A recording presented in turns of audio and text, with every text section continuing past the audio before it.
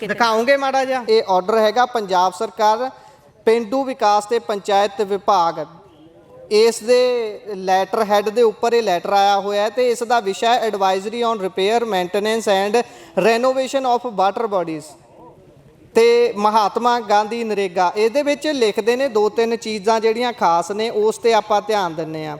ਉਹ ਕਹਿੰਦੇ ਨੇ ਕਿ ਕੇਂਦਰੀ ਟੀਮ ਦੁਆਰਾ ਵੱਖ-ਵੱਖ ਰਾਜਾਂ ਵਿੱਚ ਮੋਨੀਟਰਿੰਗ ਵਿਜ਼ਿਟ ਦੌਰਾਨ ਇਹ ਵੇਖਣ 'ਚ ਆਇਆ ਹੈ ਕਿ ਡੀ ਸੀਲਿੰਗ ਦੇ ਕੰਮ ਵੱਡੇ ਪੱਧਰ ਤੇ ਕੀਤੇ ਜਾ ਰਹੇ ਨੇ, ਪਰ ਇਹਨਾਂ ਦੇ ਵਿੱਚ ਮਹੱਤਵਪੂਰਨ ਨਤੀਜੇ ਉਚਿਤ ਢੰਗ ਨਾਲ ਪ੍ਰਾਪਤ ਨਹੀਂ ਹੋ ਰਹੇ ਤੇ ਸਿਰਫ ਰੋਜ਼ਗਾਰ ਤੱਕ ਹੀ ਸੀਮਤ ਰਹਿ ਗਏ ਹਨ। ਇਸ ਦੇ ਵਿੱਚ ਕਹਿੰਦੇ ਨੇ ਕਿ ਸਾਨੂੰ ਇੱਛੁਕ ਨਤੀਜੇ ਨਹੀਂ ਮਿਲ ਰਹੇ। ਸਾਡੀ ਟੀਮ ਆਈ ਸੀ, ਉਹਨਾਂ ਨੇ ਵਿਜ਼ਿਟ ਕੀਤਾ, ਉਹਨਾਂ ਨੂੰ ਇੱਛੁਕ ਨਤੀਜੇ ਨਹੀਂ ਮਿਲੇ।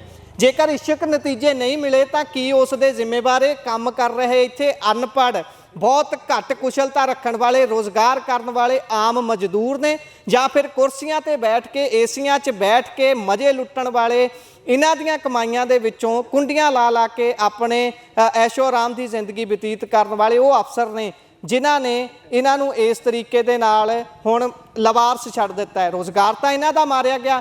ਕੀ ਇੱਕ ਗੱਲ ਸਾਫ਼ ਸਰਕਾਰ ਦੱਸ ਸਕਦੀ ਹੈ ਕਿ ਜੇਕਰ ਗੈਰ ਕੁਸ਼ਲ ਢੰਗ ਦੇ ਨਾਲ ਕੰਮ ਹੋ ਰਿਹਾ ਸੀ ਤਾਂ ਤੁਸੀਂ ਦਫ਼ਤਰਾਂ 'ਚ ਬੈਠੇ ਬਾਬੂ ਕਿੰਨੇ ਕੱਢੇ ਨੇ?